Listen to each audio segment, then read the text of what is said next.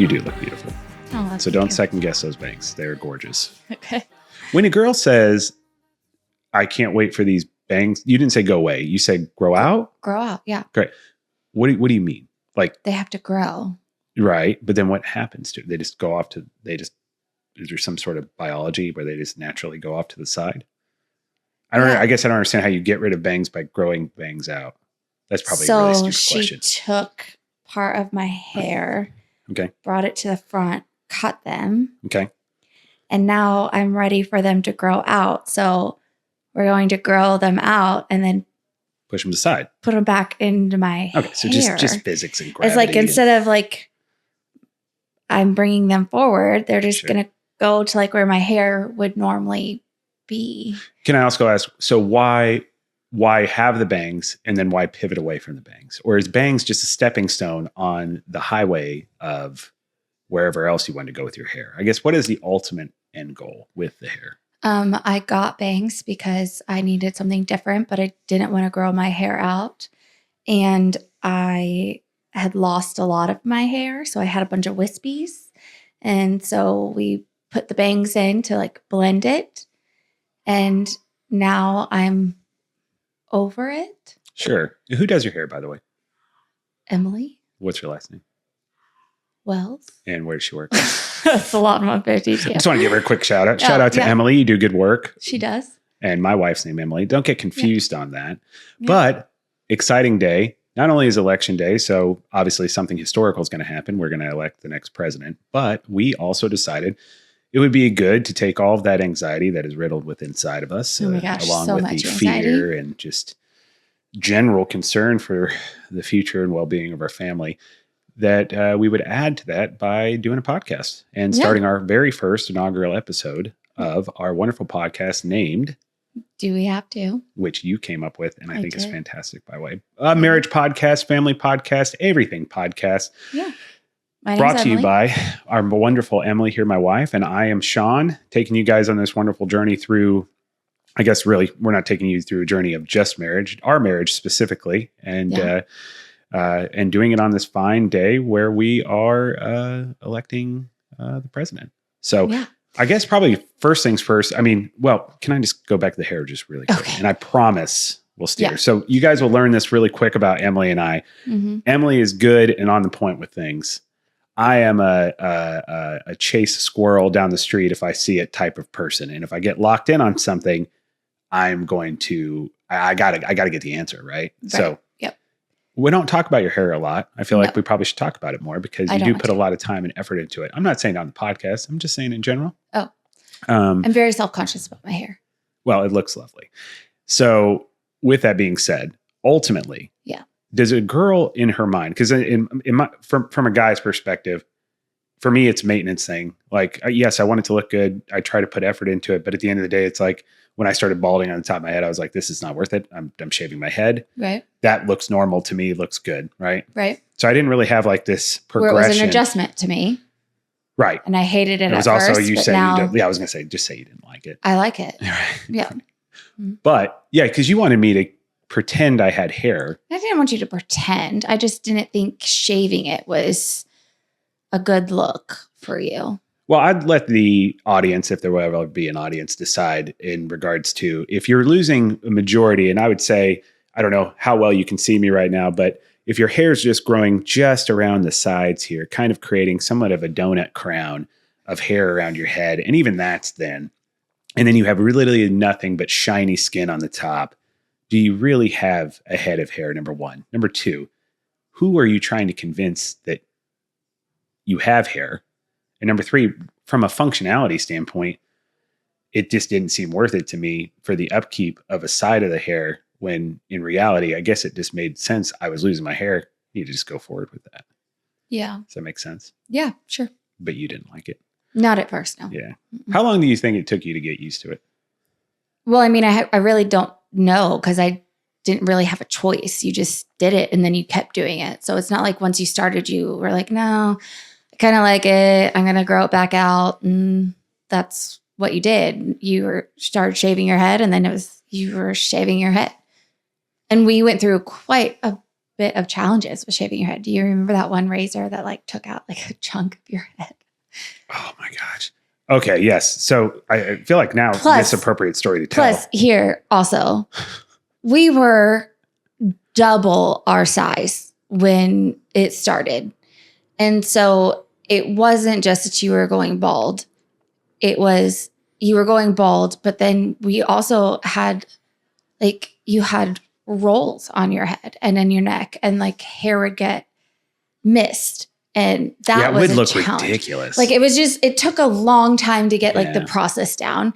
And then you came into your own kind of with the beard and doing all of that. And then we lost, 100+ pounds each. And, now I feel like you've got your true style down, and I'm working on my style still, but I really don't think I have one. I think I just wear black.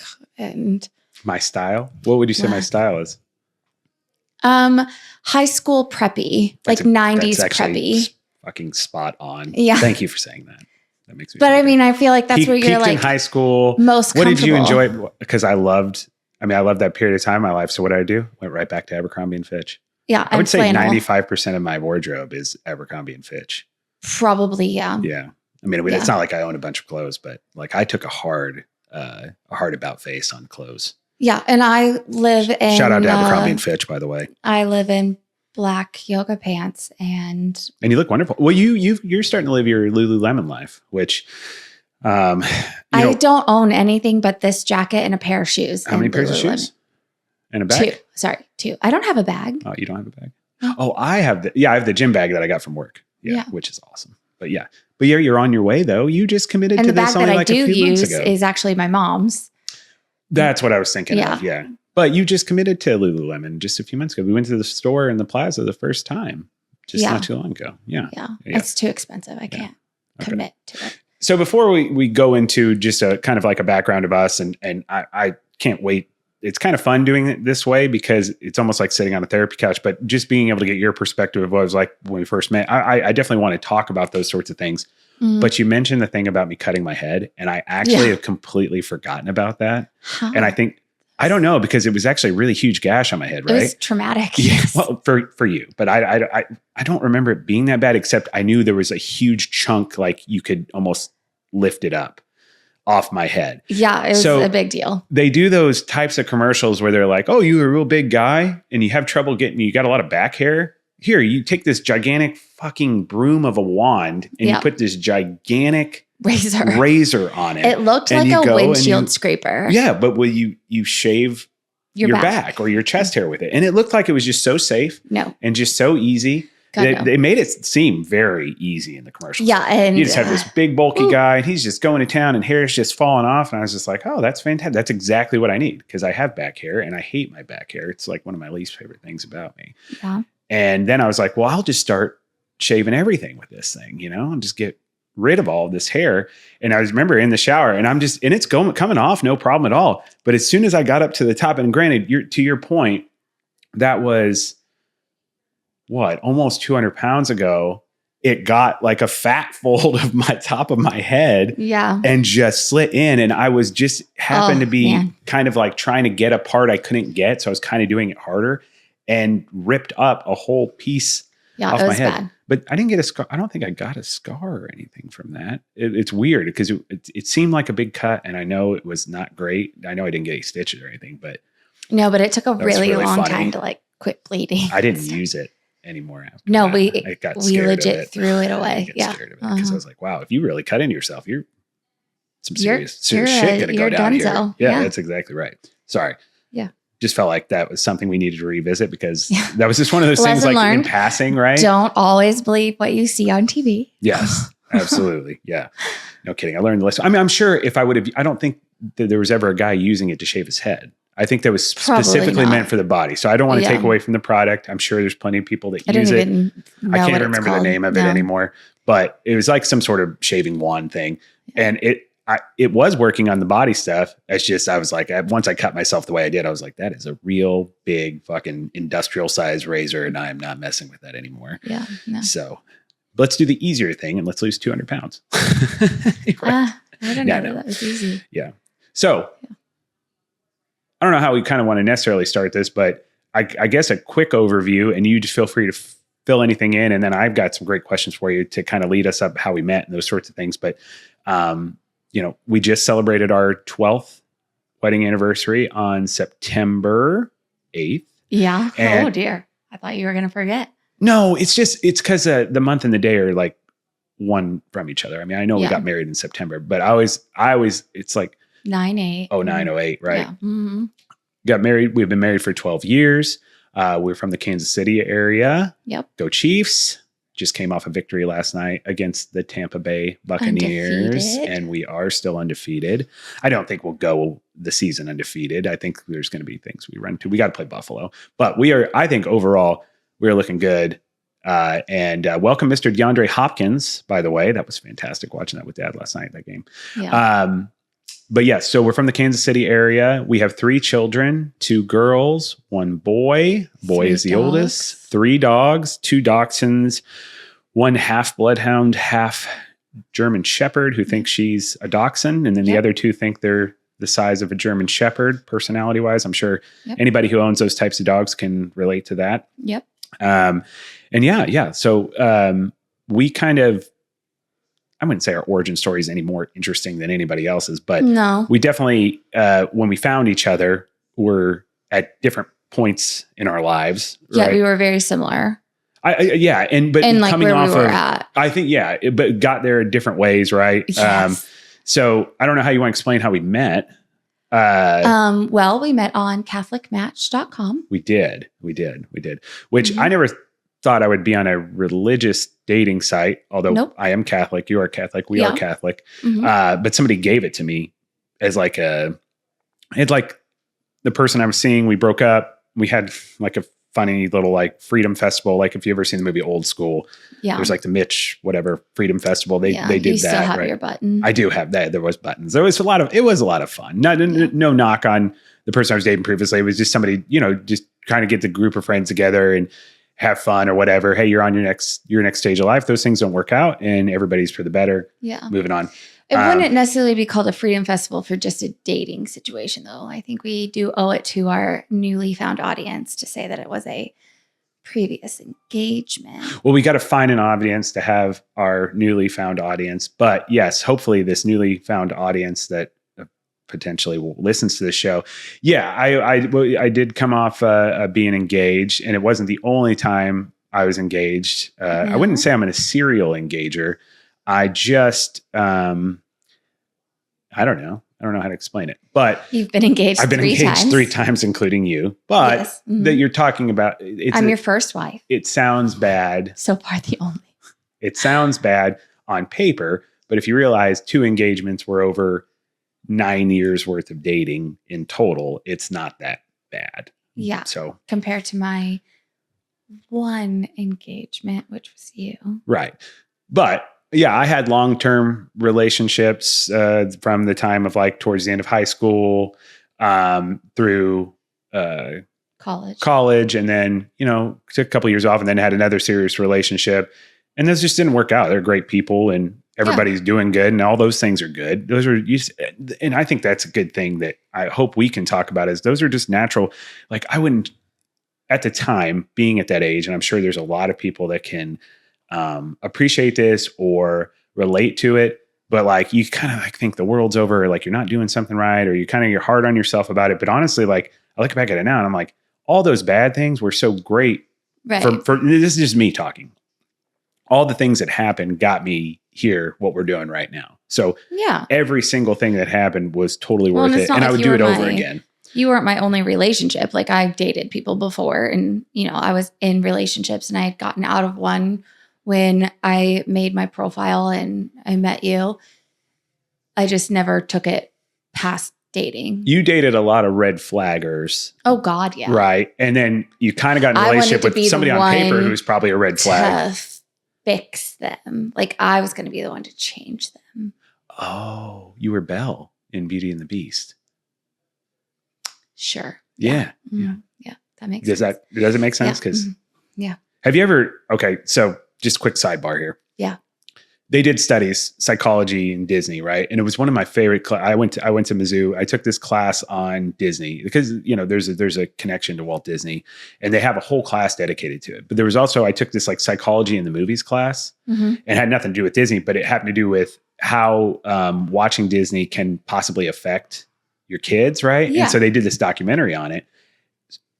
It was insane. I mean, it would never stop me from watching Disney, and it would never stop me from having our kids watch Disney. But it is good to know that there's some things that kids pick up on that I can talk to about. And I've done it. You've heard me kind of go on my little rant with the girls when we're watching Beauty and the Beast, when he's screaming at her and stuff. Sidebar. Remember the first time we watched Sleeping Beauty with the girls, and it was and probably still is my favorite princess movie. It's very dark. But oh my goodness, yeah. Like I don't remember it being that brutal when I was growing up. Like I really just remember Prince Philip dancing in the woods and then Aurora coming and like, I don't know, the birds and the squirrels with the hats and the boots. Like, I mean, that's what I remember when I think about that movie. Not the, I don't even know what they are, like flying bat gargoyle things, like legit. The dragon seems pretty scary. People. Yeah. Oh, yeah. Yeah. I don't remember any of that growing up, but I was like, ooh. Maleficent's the bad guy, right? Yeah, she didn't fuck around in that movie. No. And it's so funny because back then I remember you used to talk about how I liked all these dark things and you only like princesses and princes. And I remember watching it. I'm like, this is the darkest Disney shit I've ever seen. That was when I remember looking over at you and being like, that should have been my parents' first sign that I was going to be an emo kid. Sure. Yeah, absolutely. Didn't end well. Yeah. Well, and to your point though, yeah. So I assume most kids don't pick up on these things, but I think what they showed was it created some subconscious relationship norms, especially. Well, I guess it doesn't. You don't have to say opposite sex because it doesn't matter. Same sex relationship, opposite sex relationship. It's just relationships in general. The dynamic where they were asking these little 4 and 5-year-old kids questions, and it wouldn't be like direct questions like, "Hey, if you're in this relationship, what would you do?" It would be, "Hey, Sylvie, if you're in this relationship with or if you're friends with Belle, what would you tell her when Beast yells at her the way he does?" And she literally stopped. She's like, "Well, I would just tell her, you have to work to help to make him better. And that he's a prince and he's a really handsome prince underneath. And it's your," I think she said duty. And I think she was like, "It's your duty to help him become that prince." And I was like, oh my gosh, I remember even watching it then. But that's where those conversations that I sit with the girls, I'm like, I just want you to know, it's great. I'm not saying anything bad about this movie. However, if somebody speaks to you that way, it is not okay. And if that's something that's a consistent thing that causes harm, you got to get away from it. And I'm probably just like, I can only imagine what they're thinking. We told our girls, like, that man is shit. Like, get out of that. Like, he's but not everything about the character is bad. And it's not like it's a bad movie. I love the movie. Yeah. I love the live action movie. And it's not that. It was just that subconscious planting of like, well, if you're treated this way, you just hang in there and do it. Yeah. You know what I mean? Absolutely not.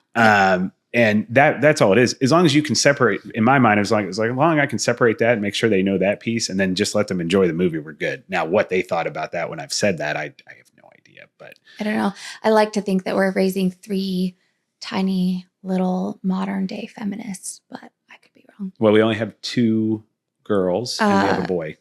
Seamus can be a feminist. Oh, I know he can be a feminist. Well, okay, sure. I had to take responsibility for saying that. Wow. I'm part of the problem. I'm sorry.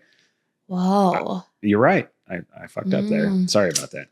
Yes, I all 3 of those kids, I just want them to be as good to people, as inclusive people as possible, but at the same time, have a good, healthy boundary up. I think that's the biggest thing. Honestly, if we can teach them healthy boundaries in some sort of way, well, then I think a lot of the other stuff takes care of itself. Right. Well, and I think that like modern day feminism is honestly being a humanist, like just being a good human. There should not be a man's way of doing this and a woman's way of doing this and a man's, line and a women's line. Like everybody should just be equal. Yeah.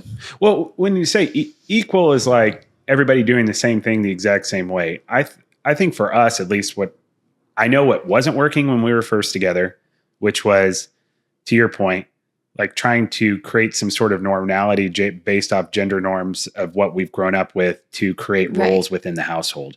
Yeah. And then once we started, I think what started working for us, and both of us, I think, got less frustrated with ourselves, which then equaled to being less frustrated with each other, was when we just recognized what we're good at, what we're not good at. Yeah. And then just went with that.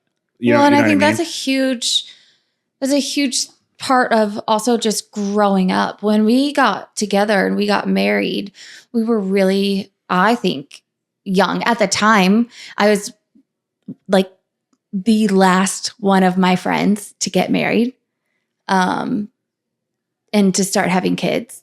And I was... Are you 25 or 26? I know you were like two grades from each other, right? Mm-hmm. But you just turned 26, right? We had just turned 26 when we got married. I was 28. I was 25 when we met. Yeah. I was 26 when we got married. Yeah. So to back up really fast, we met online. Yes. Sorry. Yes. And I think you did yours in a sober fashion. I may or may not have had some adult beverages and some girlfriends help me make a profile. No, I just made a profile and was just interested in. Was it Zach that gave you that? No, we actually got Uncle Zach. Zach did it after, and that's how he had met Kylie.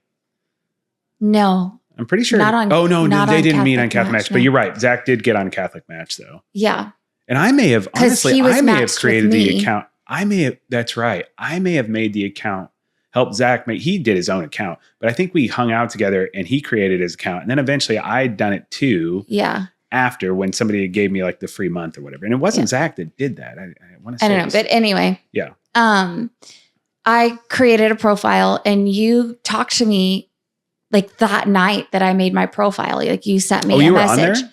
Yeah. You just gotten on there? Oh, I didn't know that. You just showed up.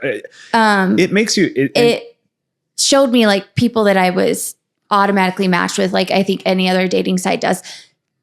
Odd statement for me. I didn't join any other dating app because the way that the common denominator in what ended my relationships, besides the fact that they were not good people, was my faith and my religion. And I like to think I take my faith pretty seriously. I'm pretty, as you like to call it, devout. But I call you uber Catholic. Yeah. But I knew that was something that was missing from every relationship that I was in. None of them had a faith-based foundation as a human being. So I wanted that. I needed that common ground. Mm-hmm. And so that was the first dating profile that I ever made. And you messaged me the first night that I ever did it. And you were the only person that I talked to. And we went out on a date to Tomfooleries at Zona Rosa. Yeah, we had met there because I think we actually talked on the phone like a day after or whatever when we decided we were going to get a drink. Well, I think you acted really weird about that when I called you. I think you were surprised that I called you. I think this was right when we were getting into that period of time. I know we didn't grow up with it. We grew up using the phone all the time, but we're starting to get that period of time where people were definitely much more comfortable messaging and texting. Because I remember there was some hesitancy when I called you just to ask how you were doing. Yeah. But to be able to hold a conversation, I just think, to me, it was like, it's kind of not awkward, but like just showing up and then starting in. I wanted to at least be able to somewhat talk to you beforehand. And I was actually talking to somebody else. I was talking to two people on the dating site, not seeing two people, but there was a lady who lived in Omaha who I just never met her. And then there was you, and it was just getting, you're not really, I guess some people just go in and start a relationship, but this was really more getting to know. Yeah. I can only, though it's kind of funny because you say these things like, oh, I wanted this commonality and, my faith's very important to me. What about my profile said that was going to be something that you were going to feel fully satiated from, I guess?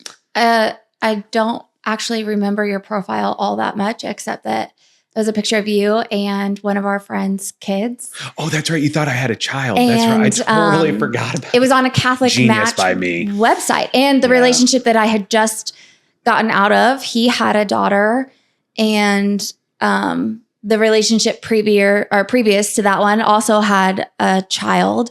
And so like that was kind of like my trend for some stupid reason. I was dating people that had kids and had been in marriages or divorce, where like the one right before you, he had a kid in high school. And so like it was just, I wasn't opposed to dating somebody with a child. And I don't know, you looked nice. I guarantee if I looked at that picture, I would hate everything about it. I'm sure I had my thinning hair going. Sure, I had probably my I'm pretty sure you were wearing low-end corporate outfit. No, I guarantee I had like a button-up shirt and some just slacks, and I looked probably Slavish. I can only imagine what I thought looked good back then. Now, have you seen pictures of me back when I was younger?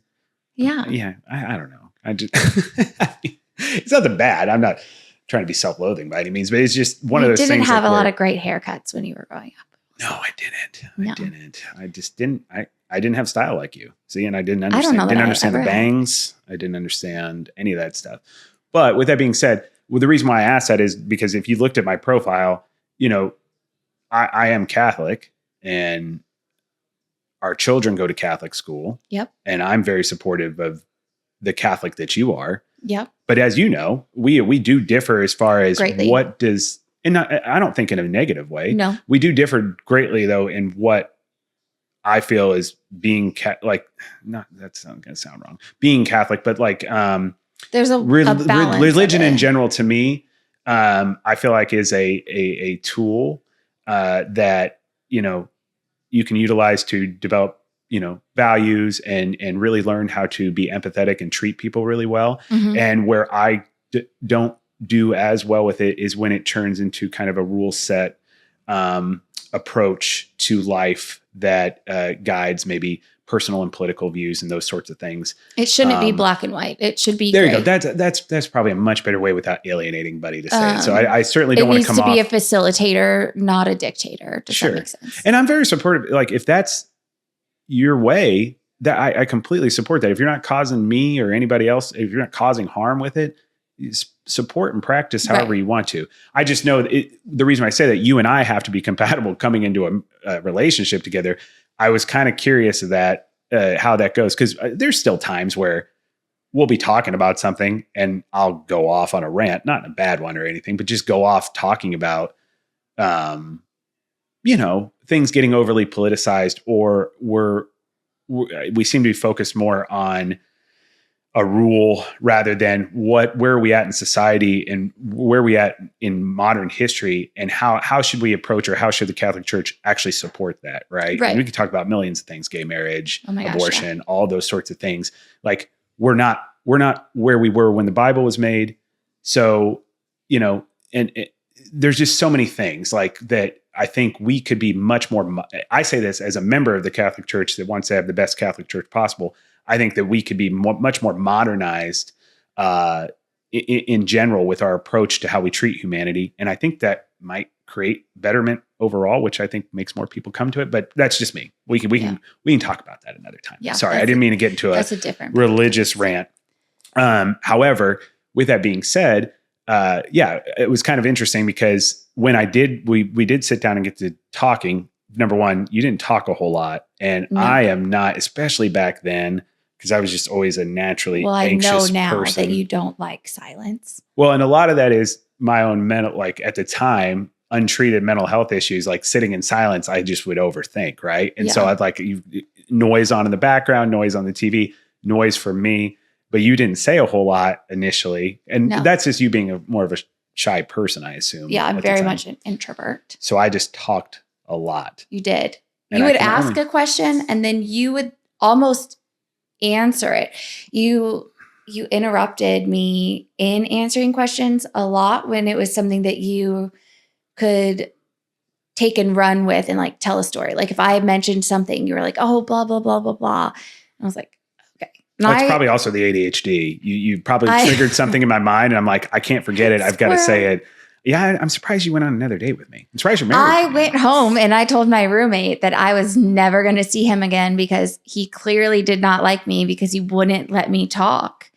And then you called me, I think that night or the next day. And I remember calling Connor, my brother, and telling him that I really liked you and that, it was a pretty clear decision. It didn't make sense to continue to talk. I was like, I was getting to know another girl, but met her and I really like her. And, you're just at the point when you've dated as much as you, and I'm sure other people can attest this too. You go through relationships and they don't work out. You're either learning something from them and you're moving forward and kind of figuring out what you want or you're not. And there's definitely periods in my life where I wasn't doing a good job of that. I think I was at a point there, at least one of the few things I think where I was more optimal at my younger age was getting to that point of kind of at least kind of understanding what I wanted in a partner and what I wanted in a marriage. And if I wasn't getting that, it was time to move forward. I think we were both in that point because I was not going to waste my time with dating just to date. Like I was ready for a commitment. I was ready for like the long term. I wanted to get married. I wanted to have kids. And I wasn't just going to put up with crap to put up with crap and see where it went. Like I had gotten burned pretty badly for the last time like in my own brain.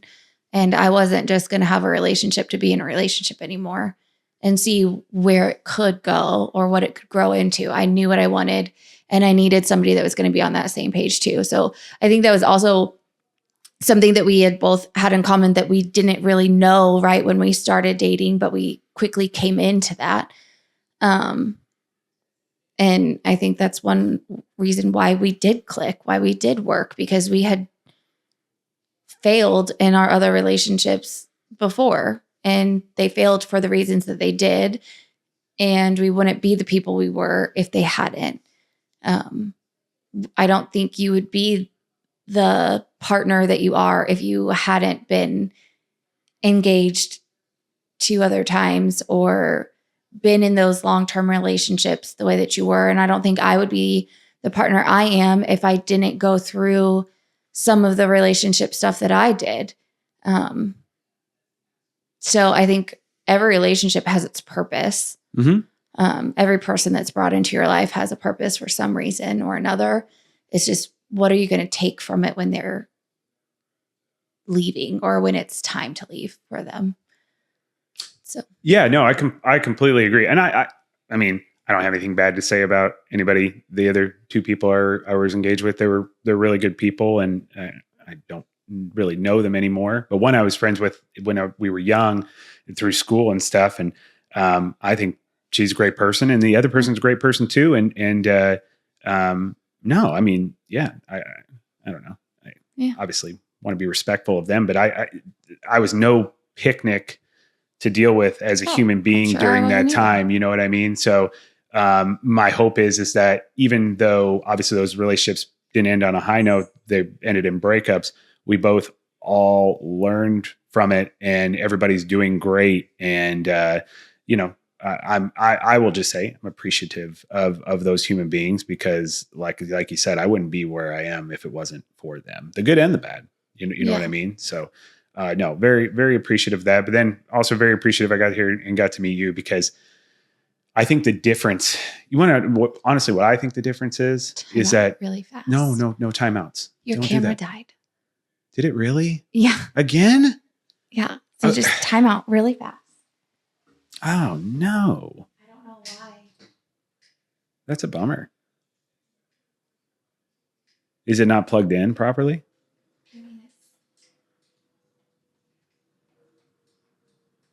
I don't get it. Obviously, I mean, no, it's plugged in. I don't know what the deal is. That's really unfortunate. That's okay. It won't.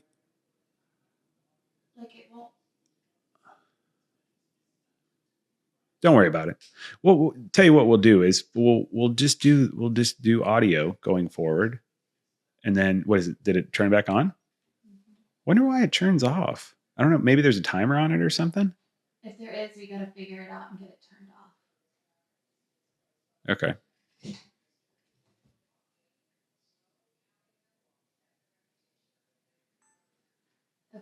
Okay.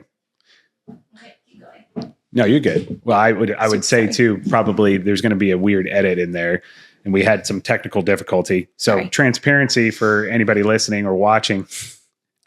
We buy these wonderful cameras, and they're fine. They're good cameras. They're Sony cameras. They don't sponsor the show. So no, we have 0 sponsors. Yeah, that's right.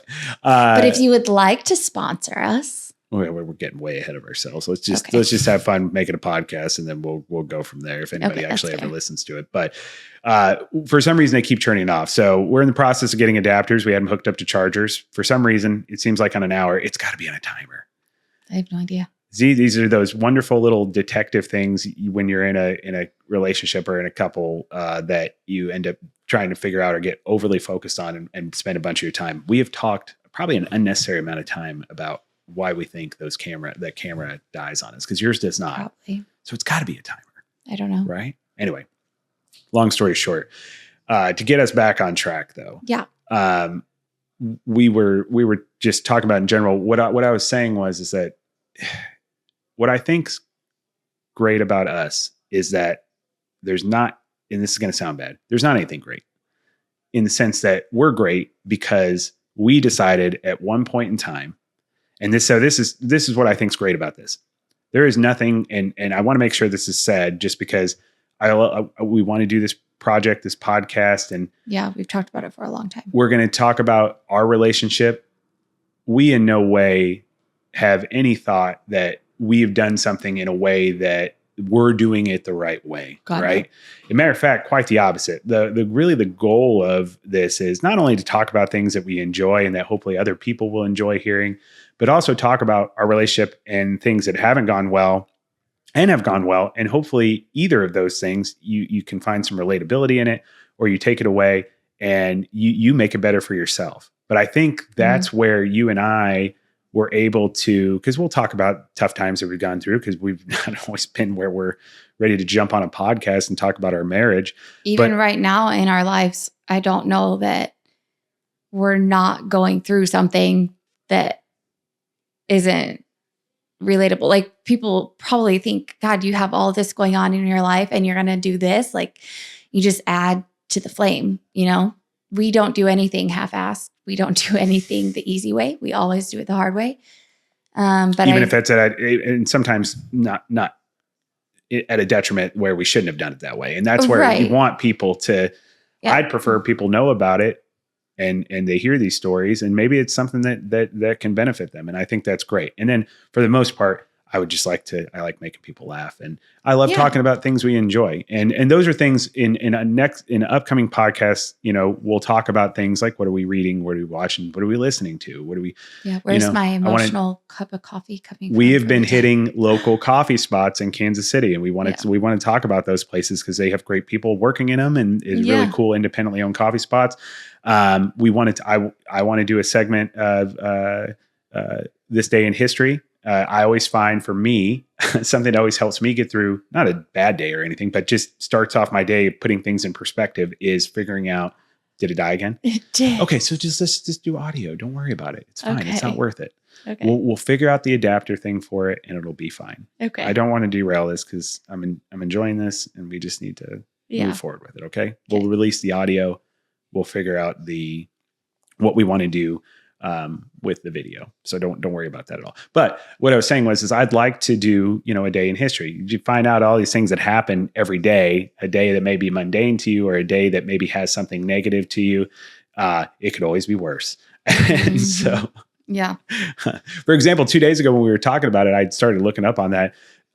If you're having any problems with your friends right now, if anybody out there is, or having any issues with any types of friendships or relationships, I read that back in the 70s, and I can't remember if it was 78 or 79, so forgive me, but basically the president of South Korea was murdered by the head of his security division, which was also his best friend. Oh. Yeah. Yep. Well, so see, again, you could be having some drama with your friend and arguing, and then you see that and you're like, well, shit, it ain't that bad. Right. So no, just enjoyable, fun things like that, and just continue to grow the show going forward. But I think the biggest thing for you and I, for at least from my perspective, this is not defining this, but from my perspective is that we are great because we recognized we weren't great. And we made an about face by, I don't know, just trying to understand what we needed to work on and just go from there and just try to not change ourselves, but just understand who we are as individuals and then have that empathy and respect for each other on how to approach that particular situation. Yes. And I don't think if we figured that out, I don't think we'd be together. No, we definitely, I mean, we've done marriage counseling, we've done individual counseling, and I personally think therapy saved not just my life in general. I think it saves yours. And I think marriage counseling has saved our marriage. I think therapy is something that everyone should do. I used to be somewhat ashamed that we have 2 children in therapy. But now I actually am proud of it because we're instilling that priority for themselves. Yeah, for their mental health. So early on. And it's going to be a tool in their life as they get older instead of a last resort reach. Does that make sense? Yeah, and reaction rather than they're doing maintenance and self-care, where as opposed to they have a problem that gets out of control and then they find themselves, potentially have to take medicine, going to see somebody and then trying to work through the process while they're dealing with a major issue, which is that's how my mental health journey was. And that's how people unfortunately lose their lives. That's how people lose relationships, jobs, all of those sorts of things. It is because of that. And I think, but to anybody who's been in that situation, we live in a country, in my opinion, this is just an opinion. This is not fact, but just based on what I've seen, in my opinion, we live in a country that's just not, it's getting better. I do think it's getting better as far as prioritization. But, when we were growing up as kids and our parents, like nobody was designed to know how to deal with that because it was kind of looked like, and I don't think it was looked in that way to be mean, but it was looked at like you're not handling it well or like a weakness because I don't think anybody knew what to do with it. No. And then you can go into the whole thing of pharmaceutical companies and what they've done with treating depression and anxiety. That's nothing we need to get into. No, but you have that whole other thing that kind of exasperates that as well. And it's just one of those things. It is a fucking shit show navigating those waters. And I think to your point, and I'm really glad, we ran into our issues we have with our middle child. And then now proactively, we're just putting our other kids in counseling just to check in and see how they're doing. And sure enough, there's always something you could be working on or doing, or something that it doesn't necessarily mean that we would think it was something, oh my gosh, that's traumatic or whatever. Trauma's trauma because it's the way your brain perceives what's happening. And that's something I've had to figure out and learn. Like, we try to define trauma in like, well, if you see somebody get hit by a car in front of you, that's traumatic. Or as opposed to, I scream, I go off unnecessarily about something stupid because I'm not having a good day. And I bring that into how I'm reacting to the kids doing something that not necessarily they should be doing or shouldn't be doing or whatever it is, but I yell at them and that's just burned in their memory. Well, it's traumatic memory, right. Regardless, I have to take accountability for that. Right. Right. Those are things that we're progressing in. We're just not anywhere there. So I completely can understand that. But yeah, I completely agree with you that it is one of those things that for us, it's worked. That doesn't necessarily mean that's for everybody. No. But definitely something I would say it does not hurt to try, especially if you're having trouble. For you and I, a big thing was communication. And for me, I can only speak for myself. I can't speak for you. But for me, I bring a lot of things that have happened to me in the past, relationship wise, as an individual, how I feel about myself, how I view my role in our relationship, and take those in. And then those would be what kind of pushes just my everyday reactions or how I would interact with you. And I know that wasn't anything that was going to lead us to having a long-term successful marriage. Didn't mean we'd get necessarily a divorce, but there's plenty of people in the world that aren't necessarily divorced, but aren't happy. And right.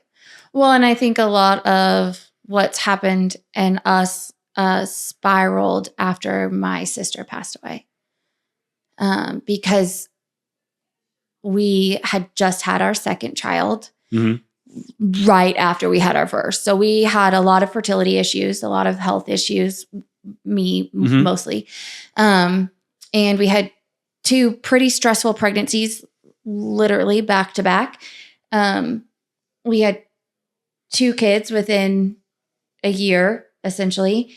And we were just struggling as young parents and as a young married couple. And you were also staying at home full time. I was staying at home full time. And I was traveling. I was postpartum, but I was pregnant, but I was postpartum. And then we had our second, and my postpartum never really went away from the first one. It just snowballed. And it was slightly undiagnosed postpartum because it wasn't depression, it was anxiety. And I don't know that they really knew what postpartum anxiety was and how it differed than postpartum depression. They tried to treat it the same, but it's really not. And then my younger sister passed away, and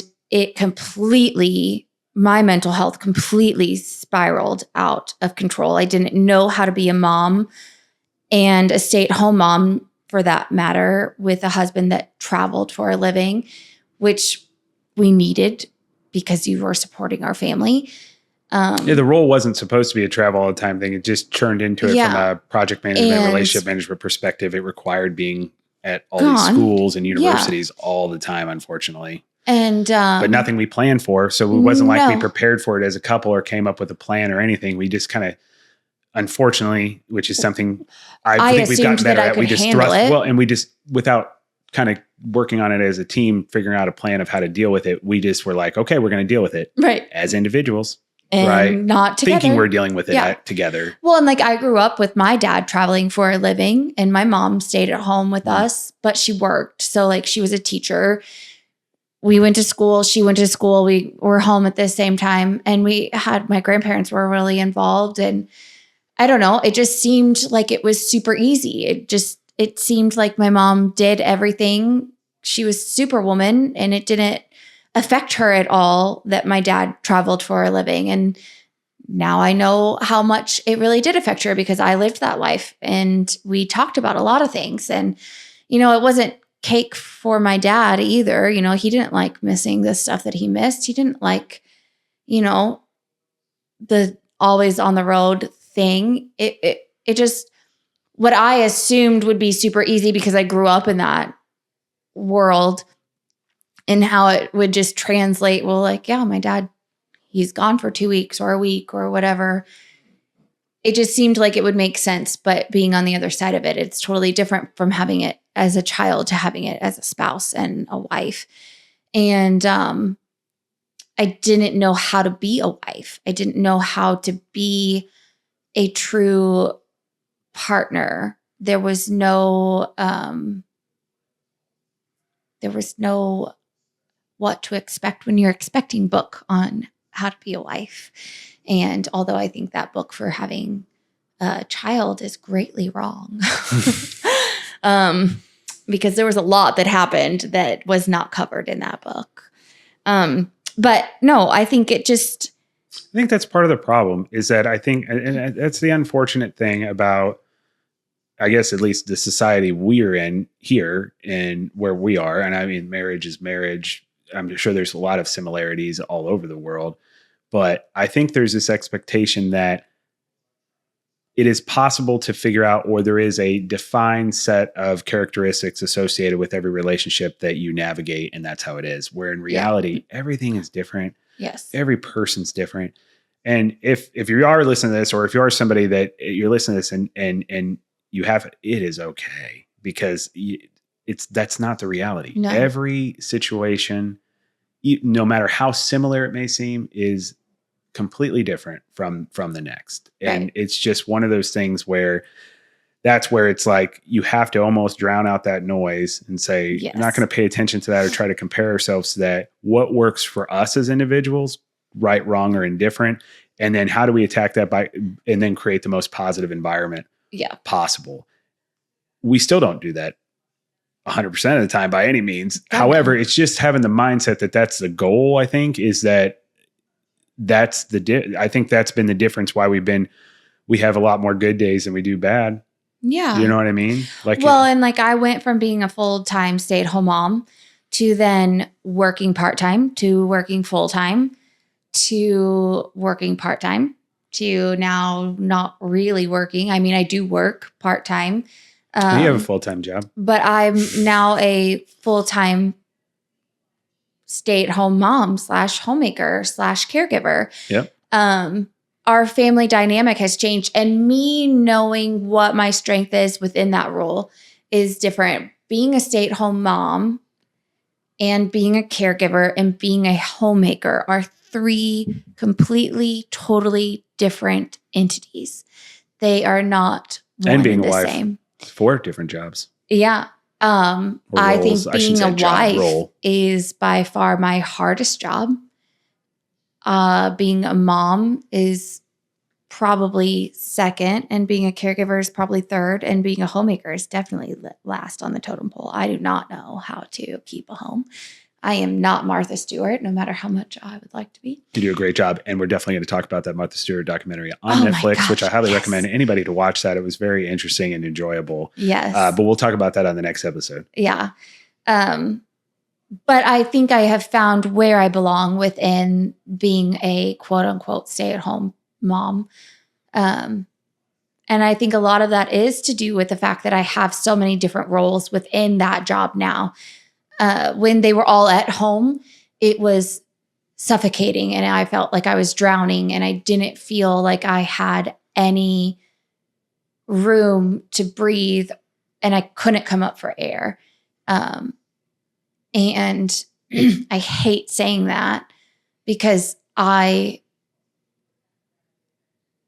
would do it all over again. Sure. And I would do it now. Yeah. And being a mom is by far the greatest thing in the world to me. And I would not trade it for anything. But it is hard and it was extremely hard. But now they have an identity. So that allows me to have an identity. And I think that's one thing that is extremely important to talk about. And I think another thing to talk about is that Americans do not value the core family dynamic. What do you mean? We don't take maternity leave, paternity leave. Well, you're not saying seriously. Okay, so not America in the sense of like America. People, you're talking about like corporate America or just the workforce America in general. As far as we don't make it easy as a culture to make the family a priority. Childcare is extremely hard to come by. Mm-hmm. Having a work-life balance is extremely difficult. And up until COVID, I don't think anybody realized just how much pressure was put on working moms and or stay-at-home parenting. Sure. Because when we were all thrown into a house together at one time with no option but for dads to work from home and moms to work from home, or moms to still be at home while husbands worked, and husbands got to see, okay, this is really what she's doing at home with the kids. She's not just sitting around watching TV all day. I know that you never said that. No, or thought that. You've never said that. But I grew up with a mom who stayed at home. So I grew up with a stay-at-home mom. So like I understood, and maybe I didn't do a good job of, I'm sure I didn't do a good job. But of course, when you're a kid, you have a different perspective of what that role is. If my mom was alive, I'm curious what that conversation would be of some of the challenges that she had, doing that role, because it is a give everything and get nothing, in my opinion, role. I mean, I think we do a good job. Like try to do everything we can to recognize how important you are in the role. But even your mom's side of being a stay-at-home mom versus mine, I think would be completely different because she was a military wife as well. And I am not. So, I mean, honestly, it's a lot of the same challenges, the things you have to deal with, you've had to deal with the kids. I mean, granted, I work from home now, so we really tackle this stuff together. But back then, I can only imagine. But there was a lot she had to take on on a regular basis. It had really nothing to do with the military. The military was just, we moved a lot. So there was that added stressor and element. And your dad wasn't there a lot? Dad didn't. No, that's not true. Dad, there was, well, I guess that is kind of true. There's 2 different tours of 18 months or so where he was in Okinawa. And then sometimes he would have to travel to do base inspections, but not really too much when we were kids. So when he was within the US, we were together, but he would be at work all day, and mom, really took care of everything in the household, from top to bottom. And that is a task that just anybody takes on. There's going to be wear and tear that comes with that I don't think anybody really realizes what they're signing up for when they take on that responsibility. Even if that's something they enjoy doing, there's still going to be that wear and tear regardless. Right. Yeah. Well, and now we have an added member of our family. Your dad now lives with us, and we are his caregivers. So I guess we should fast forward, right? We're bouncing all over the place. No, we're fine. No, we're fine. But where we are now, right? We're we live in Kansas City. Obviously, we had mentioned that, but we've recently moved a few years ago into a bigger home than where we were living previously. We're still in Kansas City in the Northland. Yeah. My dad's I lived in Platte City, Missouri, which is a northern suburb. It's not very far at all if you're familiar with the Kansas City area. He was still living up there in the one home we've owned as a family since 2001. And unfortunately he had a stroke in the middle of the night and was, laying there for 12 plus hours. And unfortunately, those effects, it's all about timing of getting to the hospital in a good amount of time. And unfortunately, he had done, and here's the thing, he went to the doctor, remember? I mean, he went to the doctor, and the doctors didn't do anything wrong. They checked him, they said, hey, there's some stuff wrong with you, but you got a chest infection and those sorts of things. And then unfortunately it just happened. And thankfully he's okay as far as he's with us. And it's been a blessing because I've really enjoyed having him here. The kids love having him here. You and him have, he definitely prefers you to me. No. And that is very obvious. It ain't even close. It's like being with Connor all over again. Because Connor was a favorite. Yeah, Connor was a favorite son. There's no doubt about it. And now you're the favorite. You're the favorite son now. So that's how that worked out. I thought for sure I was on track here, but then sure enough, that went away really quick. The first couple of times I would have to take dad somewhere, maybe to therapy or to an appointment, on the very rare occasion that it happens, or if it's dinner time and you're at work. So when's Emily getting back? That's the famous question. Where's Emily? And okay. And when is she getting back? Yeah. So, but no, it's been an absolute blessing. But yeah, we've added that additional element to our. We've added another member to the family, and while it's been good, that's just another thing. Now you're helping with his care in regards to the doctors and physical therapy and the cardiologist and all those sorts of things. Yep. Yeah. Laundry in his living space. Oh yeah, absolutely. Yeah. Which he's doing great. He's really trying to take care of being an independent military man. He does do a lot, but he's only able to do so much just because of his physical disability now. And so you really have stepped up and done that, man. 5 years ago, 6 years ago, I would never seen us doing all of these things. And I think that's the important thing that I'm hopeful that is a message that's received, is that no matter where you're at, things will get better. Things will be different if you treat it with the respect in the right way. Right. And again, that's something we've definitely gone back and forth of doing well and not doing well. But ultimately I think we've done it more consistently well. And that's why we are where we are. You know what I mean? Yeah. So, well, we know where to draw our own boundaries as individuals. And I think that helps us draw a boundary in every other aspect of our life. But again, I credit a lot of that to therapy. I agree. And here's the other thing though, too. And just growing up. Like, I feel like when we got married and started having kids that we were done growing up. Man, was I wrong. God, a completely different. I don't think I actually grew up until I think I still am growing up. I think I will always be growing up, if that makes sense. Yeah, absolutely. Well, they say you're kind of like a completely different person every 10 years of life. I feel like once you start adding these different life experiences that come in, like, reliving, you kind of, with your kids as they grow up, you're kind of reliving your childhood at the same time. It's almost like you're exponentially growing in a sense because you're kind of seeing multiple lives being lived out. It's almost like every 2 years, you kind of feel like a different person. That's how I at least for me, it's like, I think about just even a couple of years ago, what my mindset was about things, where we were at with things. 2 years ago, I was 376 pounds. You know what I mean? Yeah. And not very physically healthy, and just proxy that, not because I didn't want to, but because when I'm not taking care of myself to the best of my ability, how the hell am I taking care of you guys to the best of my ability? How am I taking care of our relationship to my best ability? How am I taking care of my job to the best of my ability? I'm not. Right. And that's just a reality for me. I'm not saying other people that are in this situation, that's what's happening. I'm just telling you, from me, I wasn't.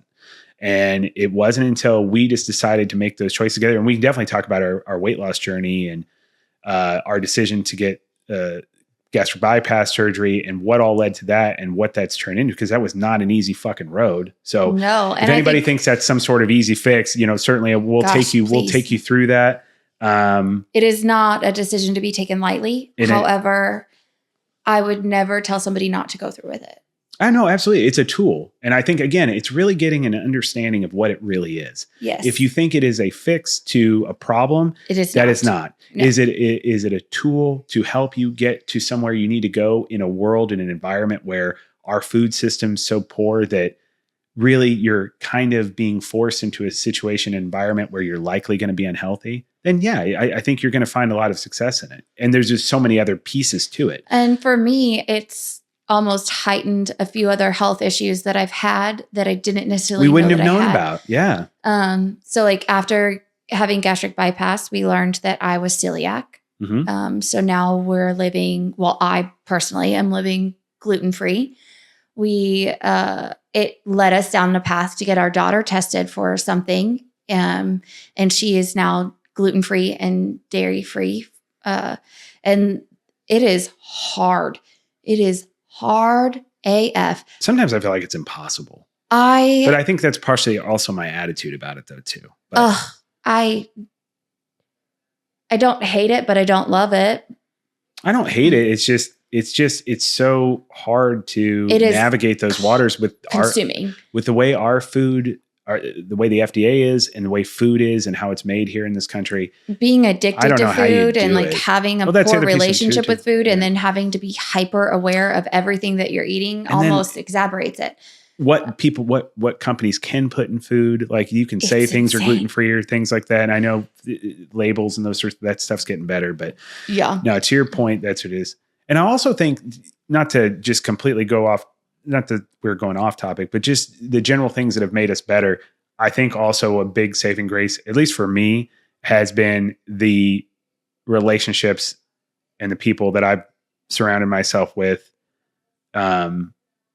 have allowed me is supported that growth that we're kind of talking about, right? You know what I mean? We've naturally weeded out toxic in our life. I mean, I don't think we really had that much to begin with. And I think the reason at least for me was because I just was lucky enough to find a family, a group of people at a young age and I test a lot of this to Dad.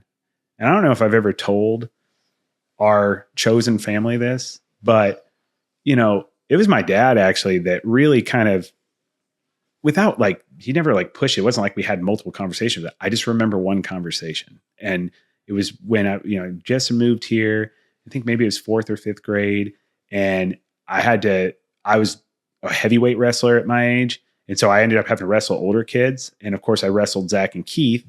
They were older and, obviously they're good wrestlers, but my dad had figured out that their dad was the football coach and a wrestling coach. And I don't know how Dad had gotten to know who they were or about their family, but he really liked them. And I really respected, I don't know why I'm getting emotional about talking about my dad's opinion or respecting him, but I guess I am. But I always really respected my dad's opinion about other people. That's always been something that I don't know why has been something that's wired in me. But when he said he really respected somebody, that was important to me. And then I kind of took that on. Yeah. And I remember him riding home from wrestling practice, him telling me their dad's a football coach and they're a really good family. His wife, their mom teaches history, and its dad's favorite subject was history and social studies. And that was something I was always good at. He was always very proud of that. So that was really important to me. Mm-hmm. And so I remember at a young age, before I even actually really truly started garnering up friendships with this family that kind of then became extended family, Mm-hmm. I knew that they were good. And it was something that I wanted to associate myself with. And then you fast forward multiple years and, being around Zach and Keith and Jessica and Katie. And then of course their spouses are just some of the most amazing people, and they're just like us. They struggle and have their things too. But I think being around that level of positivity and a group of people that are always striving to be the best they can help me always continually have that mindset too. Does that make sense? Mm-hmm. And you kind of baptized by fire, not to jump back to the beginning of our relationship, but it was our second date when we went to Keith's 30th birthday party at the house. It was, yeah. Yeah. So you got thrown in. But we also right learned away. that we were all connected somehow because I went to college with them. Yeah. You went to the same college as Jess and Jeff and Kylie and Zach. Mm-hmm. Yep. And so, but we didn't really know each other. We knew of each other. Yeah. But and I guess, and you'll hear me talk about these wonderful people probably on a regular basis because they're, besides Emily and my kids, they're pretty much, and my dad, but they're probably majority, and your parents, majority of my life. So, they're fantastic human beings. So I love very dearly. Our chosen family. They are. And, godparents to our kids, majority of them. Mm-hmm. And Colin is our executive producer. Colin's our executive producer. I guess I should say that too, right? This podcast wouldn't even be what it was or anything of this nature, the equipment, anything like that. It would be more than ideal without Colin. Although he picked a camera that didn't fucking. He's going to tell us to go to the iPhone. You know what? He did say, God damn it. You're right. You know what? I just made a complaint where I could kind of give Colin a hard time in a fun way. And you know what he's going to do? He's going to use that as goddamn ammo against me. That's exactly what's going to happen. He's going to be like, said the iPhone would be fine. I don't know why you just didn't get the iPhone 16. Can shoot just as good as this camera, even though I told you to get the camera. Yeah. But no, it's we have an old version of the iPhone. We just do. So our listeners know. Yep. So, with that being said, I think that it's a lot of those things. And as we talk about these things, obviously, our episodes will be, I'm not regimented by any means. No, I want this to be a comfortable, relaxing thing, but we'll definitely have at least cleaner segments and those sorts of things. I will say, can I say something to you? Oh, dear. Can we just take the audience out of this for a second? As far as that we're talking to people, can I just say something to you? Yes. I would not feel the way I feel about myself, about my life, about our family, if it was not for who you are as a human being, who you are as a partner. And I know on a very fundamental level, I don't do a very good job of expressing that on a regular basis. And I'm sure there's a lot of people out there that don't, but you are absolutely everything to me and our family. And I'm just so appreciative of what we've built together, the good and also the bad and the very bad, all of those things. I'm so extremely proud that I got to do those and I'm still getting to do those things with you. And I look forward to doing this for a long time with you, regardless if people listen to it or not. Yeah. And I just want you to know how appreciative I am that you've allowed me to be your husband, and that you continue to choose me every day. And I will always continue to choose you. But just want to make sure that was said before we kind of wrapped everything up. And really thank you so much for going on this journey with me and always just being such a supportive human being. And I love you very much. I love you. You don't need to say anything. It's no, that if that's not your thing. I'm going to get something you all will learn pretty quickly is Sean is everything you would expect from Cam on Modern Family. And I am. You're Mitch. Exactly. Yeah. Let's just. I'd like to think we're a hybrid of Phil and Claire. Well, yeah, you're definitely the cool dad. I wouldn't say, no. I'm not saying I'm the cool dad. I'm just saying like the goofy, kind of like dorky.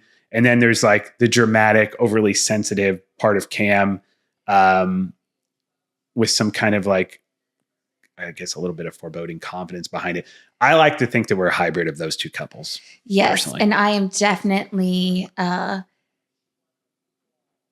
cop,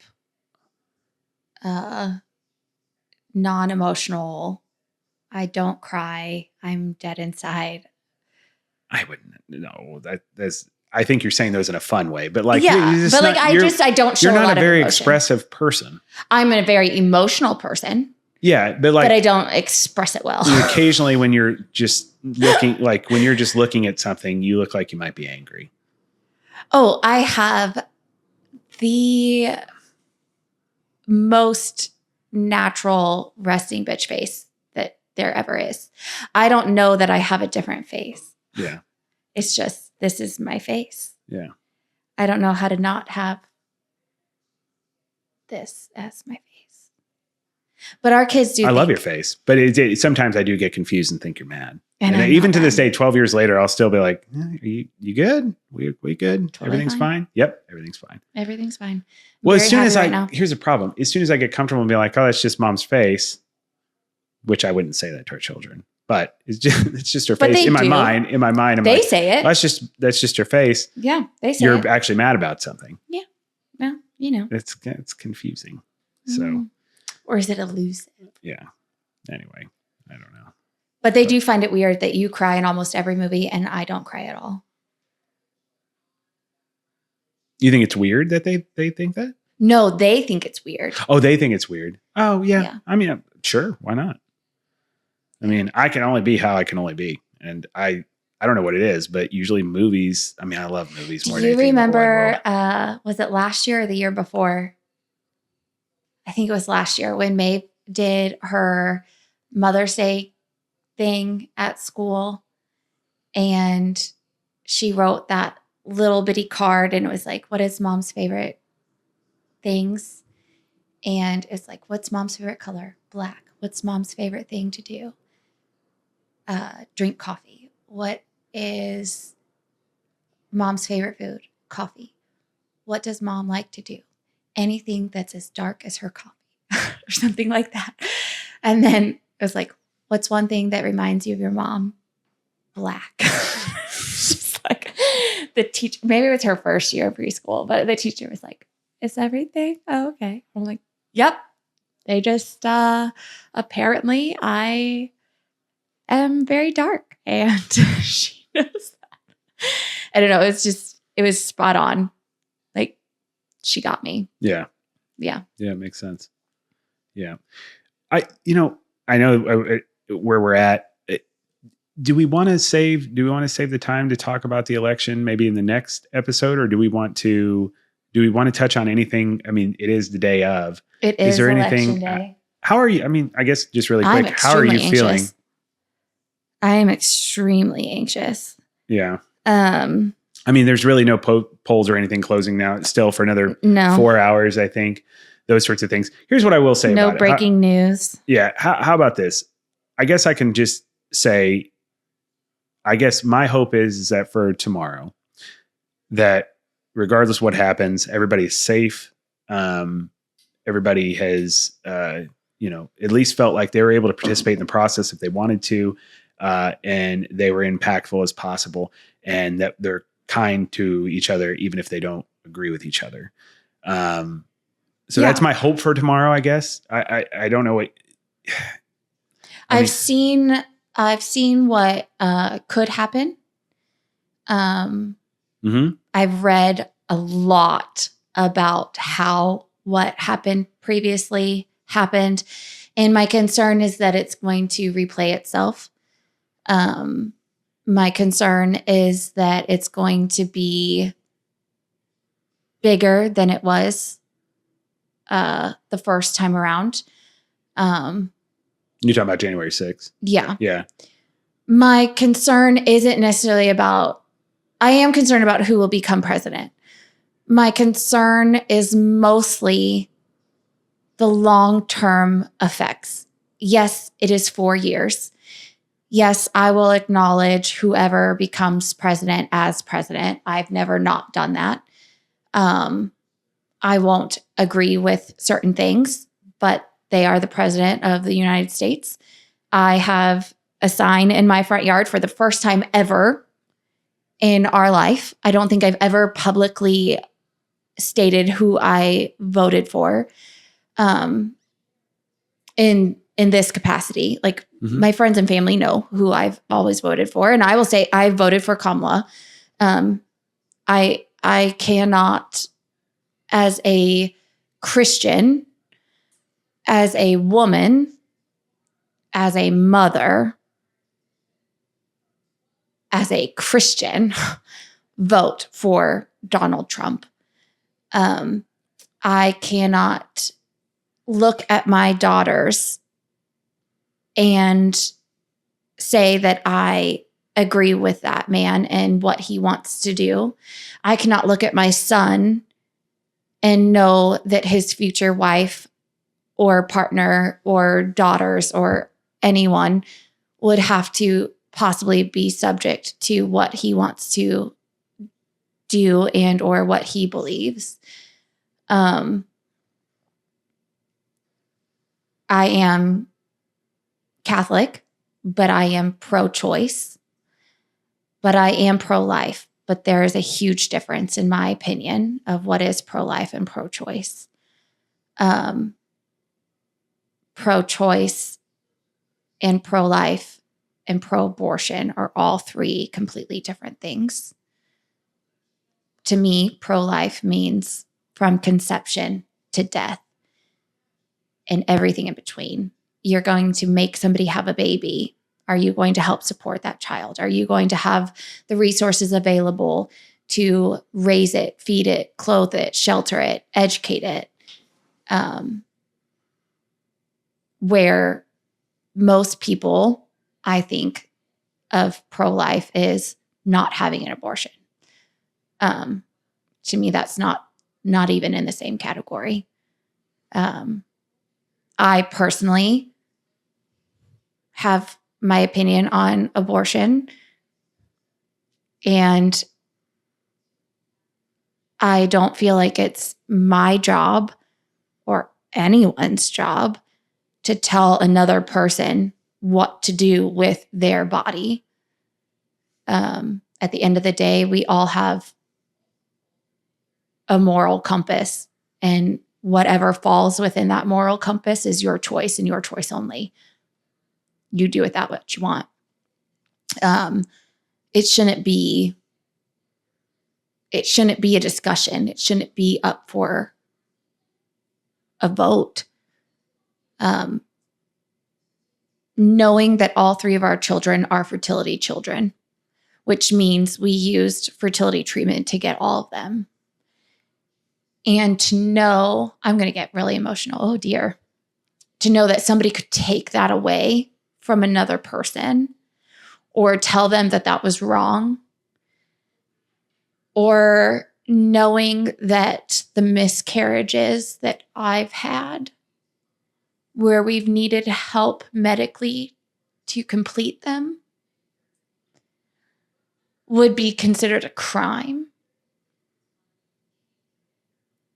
The pain. Well, you just wouldn't have been able to get the care in certain states and certain, we wouldn't have been able to get the care, which could have affected your health, which we've heard there has been documented cases as far as what people have had to deal with now that it's been a state decision since the overturning of Roe v. Wade. You're absolutely right. Yep. But to know that everything that I went through was such a personal, painful, intimate experience, to then also know that my children would have to go through something, but have it be, I don't know how to explain it. Women's medical rights should not be for anyone else to decide but that woman and her doctor. I agree. I don't even know if it's an issue. People may be upset with me saying this. I don't really think it's an issue that men should be able to vote on. No. I mean, maybe that's a hot take. I don't, having no fucking perspective of what it is like to have that ability to create life, have a child made, or just be a woman in general. Like, I don't think it is responsible to assume that we, being males, should have the type of effect that we do on what women choose to do with their body, or at least from that regard, have some sort of medical oversight of the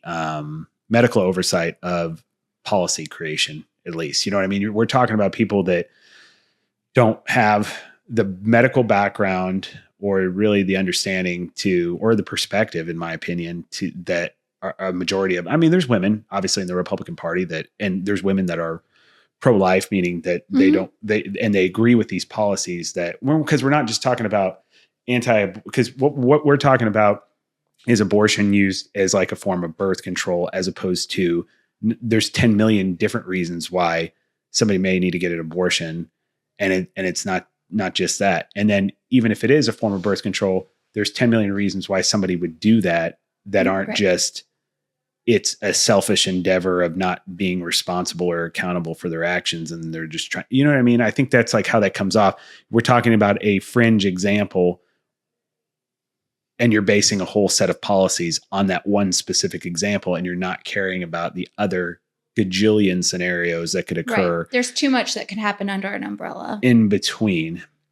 So I mean, obviously that's a huge factor for me. Mm-hmm. But at the same time too, I just, for me, I'm saying this for me, because this is obviously a very sensitive subject for a lot of people. And I think when we start saying the things we're saying, I think people can construe that as we're saying, if you don't agree with what I'm saying, you're a terrible person. No, you're absolutely able to have your own opinion. If you're not causing people harm, for me, like if you're causing people harm, then I think you're not a great person. I'll say that.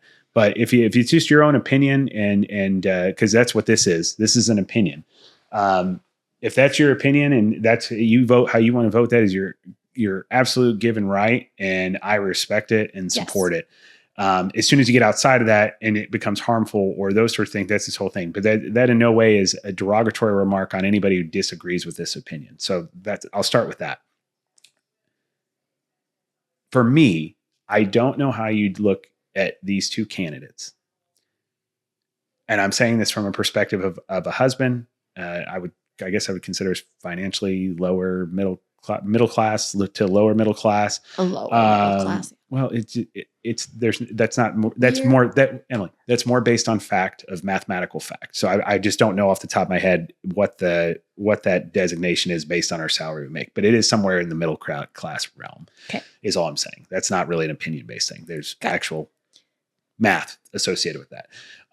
But what I'm saying is that I don't know how you look at these two candidates, and if your goal, I guess at the end of the day, is to have, I guess that's where you start, right? My goal is that this is not going to be something where either candidate is going to come in and fix what we have going on in this country. We're not a terrible country, but we're an unhealthy country. No different from somebody who's out of shape or has some sort of health issues or haven't been taking care of themselves.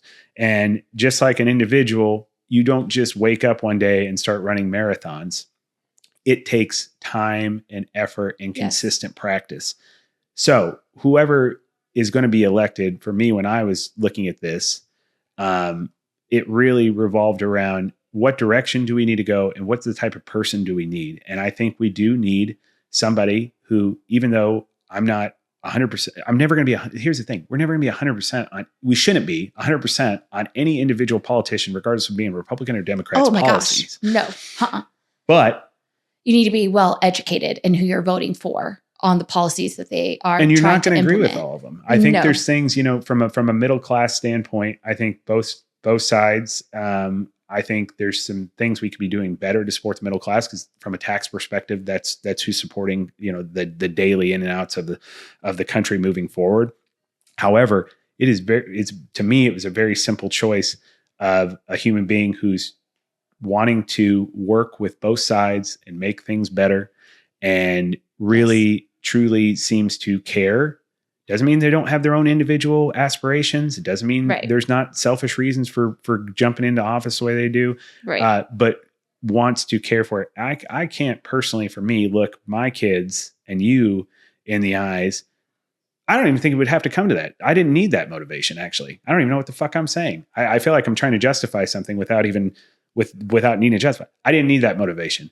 It was pretty fucking clear from the moment go for me during this whole process since 2016 that I do think every politician, you wouldn't get into this game if there wasn't some sort of individual accolade or gain you get from it. But there's definitely people that take the role much more seriously as an act of service versus people that don't. Right.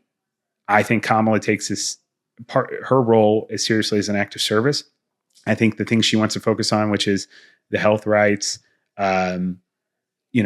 working with middle class, but also working with the Republican Party, because we can't get anything done if these two sides can't figure out how to work together. And I'm sorry, the Republican side could care, at least with the rhetoric I get for the most part, except for some of the Republicans that are basically ostracized by their own party.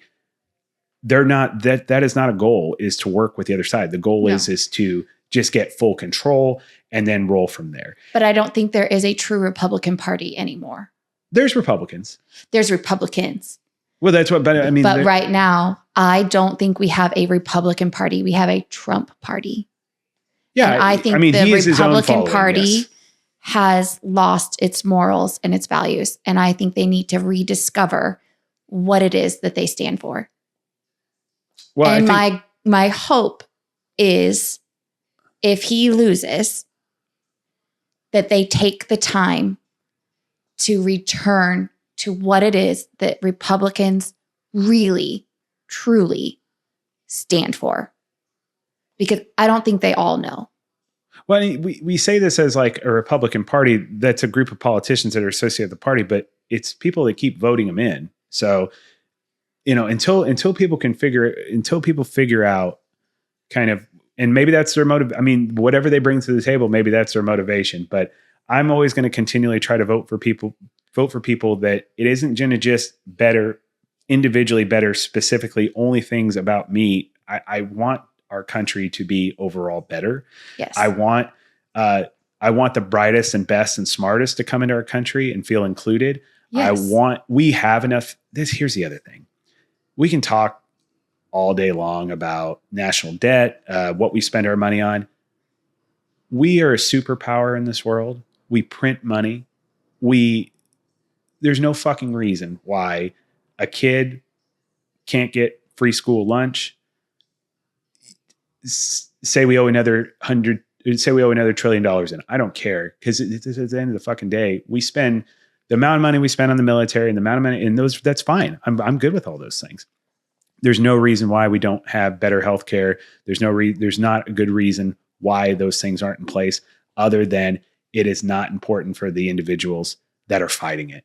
And I'm sorry, a majority of those individuals fighting it are on that side of history right now. And that's just the way it is. And I'm not siding with it. I respect you if that's what you want to do.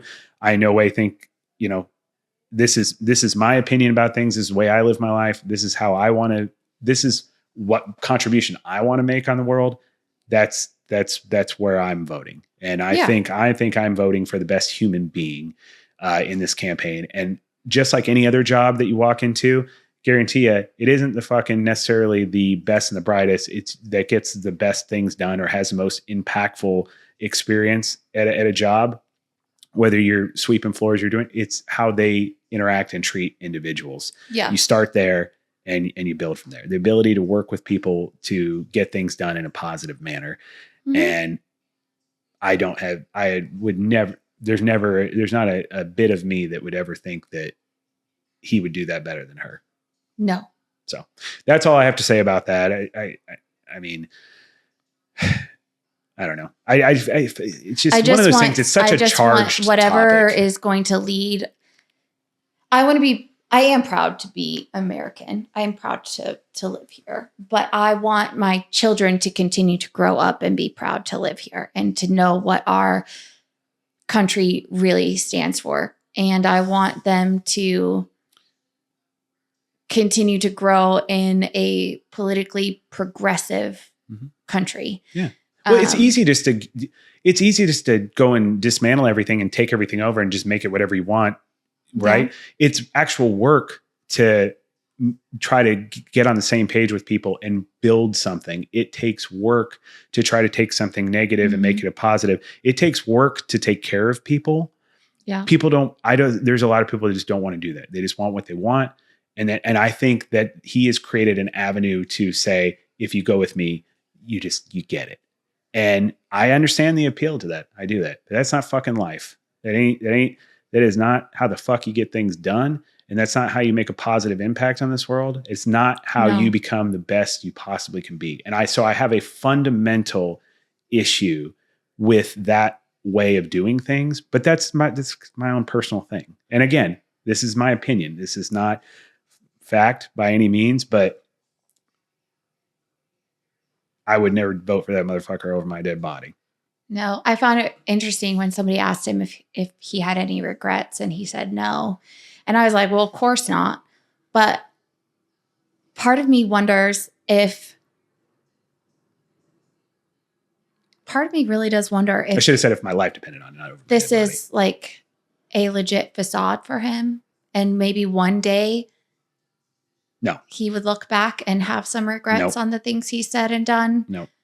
But part of me really does think this is the legacy that he wants, because the amount of history that he's put himself in multiple avenues. I mean, I think the dangerous thing is I do think he truly thinks he's right with how he's doing it and what he's doing. That's the thing. Yeah. You know what I mean? I don't think there's this like, I think people are giving him a lot more credit than what is deserved here. I think he just truly believes what he's saying. And I think there's just a lot of things that are going on up there in his mind that he believes is the reality. The way he thinks, whenever he thinks it, whether he's jumping back and forth, that's truth for him. There's plenty of people out there that lie and say things, and they really believe what they're saying, even though they, subconsciously or deep down, they know it's not true.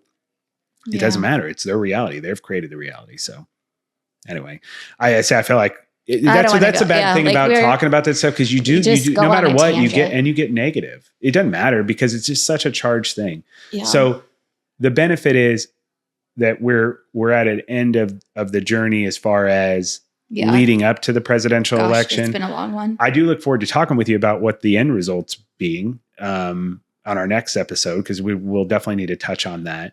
And hopefully we find that, everything was safe and smooth and I think that's my other biggest concern appropriately is and the transition safety. correctly. It doesn't need to go violent one way or the other for either. We grew up in a time where, regardless if people had major differences, abortion hasn't gone anywhere as far as being an issue that just a policy issue that has gone on politically since that has became a medical procedure. Right. That's what I mean. You know what I mean? Like these things have always been here, but we've been able to treat each other with respect. But I mean, it has nothing to do with that. We don't need to be on the verge of civil war. No, I agree. But that's people doing it. It's not policies. These things are just, the gunpowder. Somebody has to put fucking fire to that to make that shit go. You know what I mean? And so that's the thing. We have a personal responsibilities as citizens of this country, as fathers, mothers, brothers, friends, whatever it may be that you are, the role you value most, to handle this the right way. And handling this the right way is you go and vote, and then you respect the results of the vote, because it has been proven. Yeah, because you've already done your thing. It's been proven legally that there's things that haven't been tampered with. There's a system in place. Elections have been elections. Let's just go through the process and be respectful of each other, and then let's support our next president elect. Yeah. I just hope we're on the right side of history.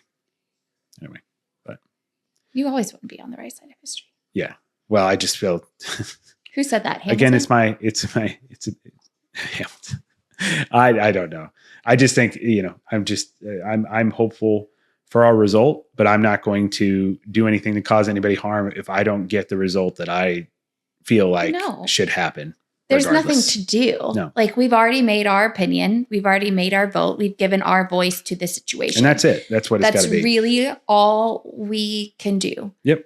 And I hope that everybody else, I hope everybody else can take that mindset. So yeah, this has been really fun. It has been. I really appreciate. Thank you so much for taking the time to do this with me again. And we're going to plan on, continuing getting episodes of the show out. Eventually we'll have a full recorded show that we'll put on our YouTube channel. Yeah, we actually even have a website as well. dowehavето.com. So certainly go out there and do that, because we are going to have a segment. I should have talked about this a little bit more, but we are going to have a segment where we will take, we have an info form. If you go to information on the website, you'll be able to fill in if you want to ask any questions, if you'd like our opinion on anything. We love listening to podcasts ourselves, and we love when they take questions or give their opinions on stuff. We would absolutely love to do that. So if you have anything fun, or even if it's serious that you want to throw out there and would like just us to talk about, I'm not going to tell you what to do, but I can certainly tell you what Emily and I would do. And then you can take it for there, whether it's a bad idea or it's a great idea. If you want to give us feedback on the show, whether it's good, bad, or ugly, feel free to do that. But it's dowehavето.com. And we'll eventually be out on as well. Shortly, we'll be out on Instagram, Facebook. We have a YouTube channel. That YouTube channel is on our website as well. And again, it's dowehavето.com. So, but no, thank you everybody for listening. Look forward to providing you more episodes, and hope to chat soon. I love you. I love you too. Wake up, I'm about to shake up every little thing, show you all that we can be. Come dance in my glow.